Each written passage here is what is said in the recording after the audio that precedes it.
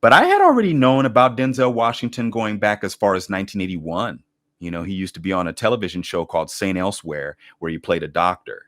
And so I knew of him, but I just wasn't checking for him like that when I was 5 years old, because I didn't quite understand that actors could play different parts in different movies. I didn't understand that quite yet. But I was aware of him, and I watched the show St. Elsewhere as a 5, 6-year-old kid because of the theme song. All right. And at that time, I was really heavy into that with shows like St. Elsewhere, Hill Street Blues, and that sort of thing. But yeah, Denzel was doing it, man. I mean, this guy was working back in the 70s. He was in a movie called The Wilma Rudolph Story. And I think that was right around 1977 or 1978.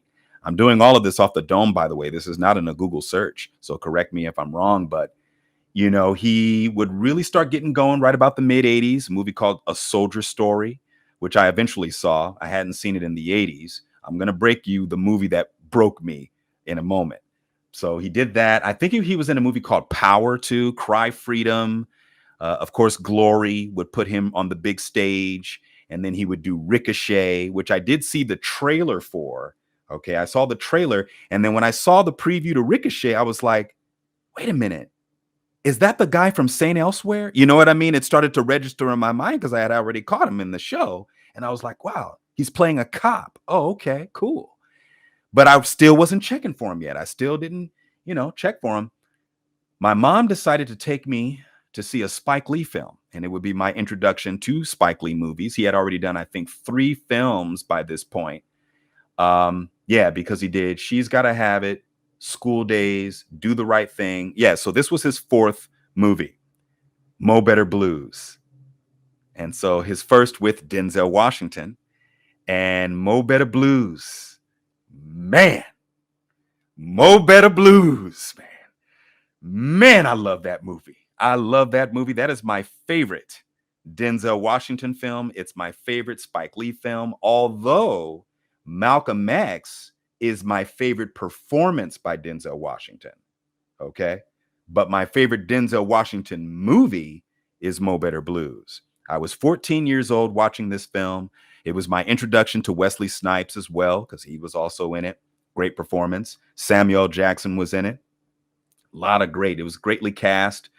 Ernest Dickerson did the cinematography, director, the DP on that. Man, all those interesting colors, especially with the opening, which, of course, they were the perfect team, him and Spike.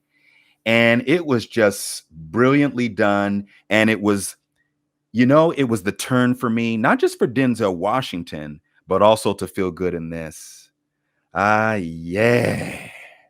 Oh, yeah, you couldn't tell me nothing after that. Now, of course, my mom had the impact with her teachings, but to see Denzel Washington on screen and to see the impact that he would have on the audience, because keep in mind, I'm in the theater, I'm sitting next to my mom, and there was a non-Black woman sitting next to her, and they were constantly chopping it up about Denzel and how amazingly handsome he was every time he popped up on screen.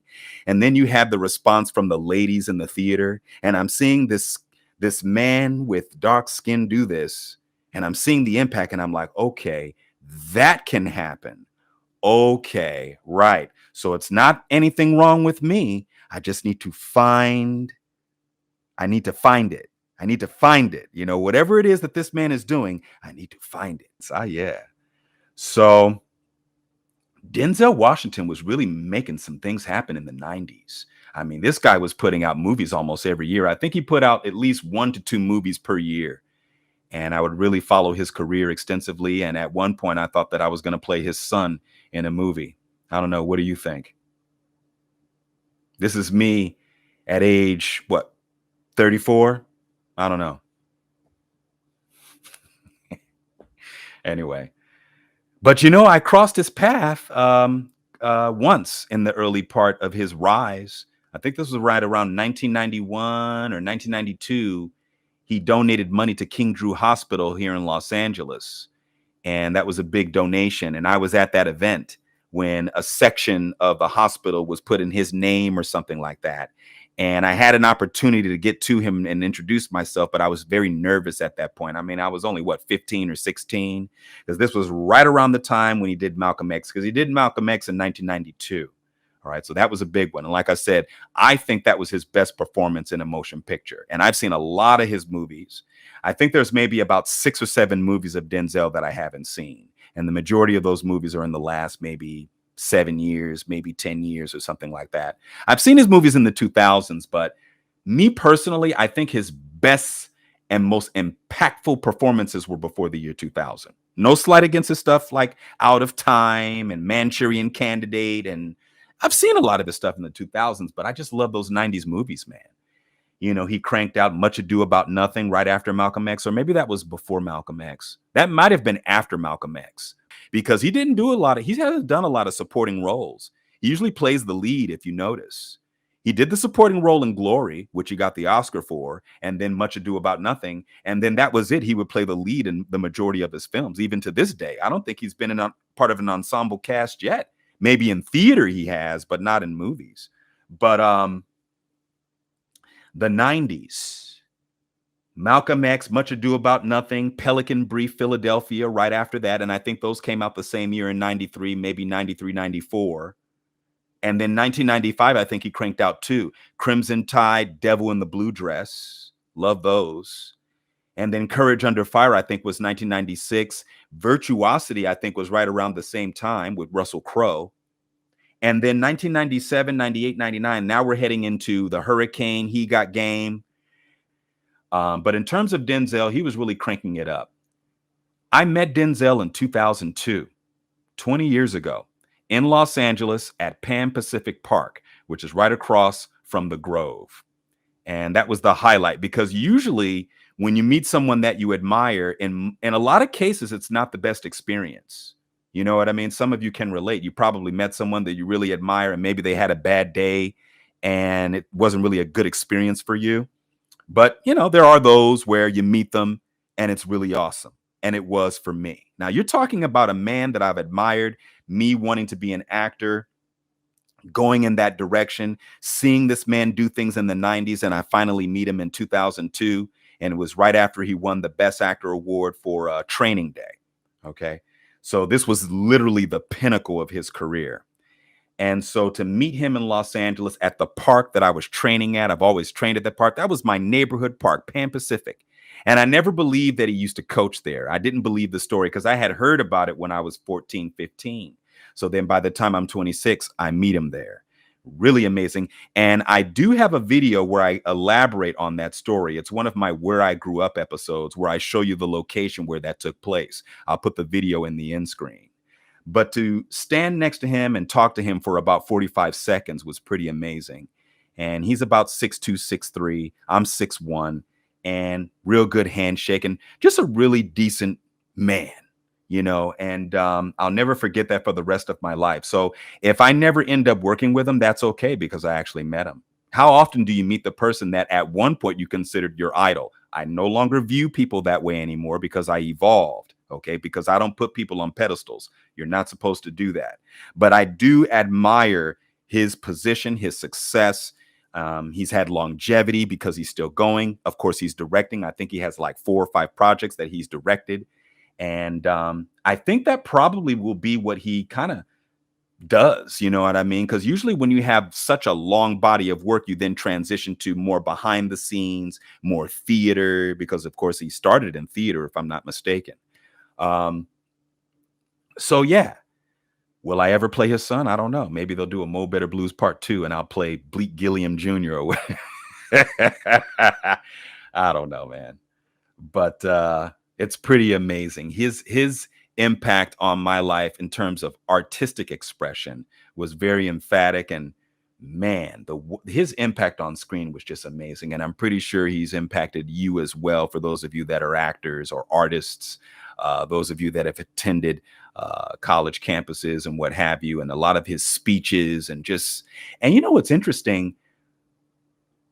I was giving a tour in Hollywood. I think this was 2018. I think that's when they gave him the Lifetime Achievement Award through the AFI. I think so. It was either 2018 or 2019, if I'm not mistaken, when he got that award. And it was recorded at the Dolby Theater. And don't you know, when I was giving a tour in Hollywood, they were setting up for that event. So it's kind of interesting how I've always crossed paths with this man, but I've never worked with him. He was the heartthrob, you know, he was sort of like, what would you say Denzel was? Sort of like the black version of Clark Gable, you know, when you think about what he was doing in the 90s. Now, if I was to choose my favorite Denzel movies of all time, I'll do my five favorite Denzel movies. So number one would be Mo Better Blues for sure. Number two, Malcolm X. Number three, Glory. Number four, Devil in the Blue Dress. Number five, oof. See, that's tough because he's done some good stuff in the 2000s. Let me see. I know some of you are yelling them out right now, aren't you? I can hear you right now. I can hear you. Flight, Training Day, Man on Fire, you know. Number five for me will be, man, this is a tough one. This is a really tough one. See, because I'm looking at his career before. I'm looking at his entire career. Okay. For those of you that have not seen a lot of his older stuff, you got to see his older stuff. Fallen. Fallen is number five. I really like Fallen. Yeah, Fallen's a good one. That's a good one. But Mo Better Blues, man, if you haven't seen Mo Better Blues, check that out. Pay attention to the cinema, okay? All the film composition, the shots, the colors in those shots. Now, that was common for Spike Lee movies, but that opening sequence, that opening, so brilliant, that opening.